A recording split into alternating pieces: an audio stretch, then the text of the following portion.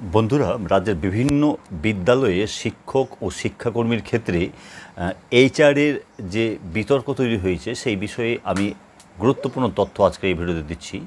সেটা হচ্ছে, এতদিন পর্যন্ত হাজব্যান্ড এবং ওয়াইফ যদি চাকরি করতেন তাদের বাড়ি ভাড়ার ক্ষেত্রে যে কোনো একজন সেটা পেতেন নির্দিষ্ট কিছু শর্তের বিনিময়ে। তবে এবার থেকে শিক্ষা দপ্তর থেকে যে 13 দফা শর্ত আরোপ করা হয়েছে সেখানে বলা হয়েছে যে হাজব্যান্ড এবং ওয়াইফ যারা চাকরি করছেন তাদের কর্মস্থলের দূরত্ব যদি 50 কিলোমিটারের বেশি হয় তাহলে বা তারা যদি পৃথক পৃথক ভাড়া নিয়ে থাকেন তাহলে তারা দুজনেই কিন্তু এরপর থেকে বাড়ি ভাড়া বাবদ যে 12,000 টাকা করে পাওয়া যায় সেটা পাবেন।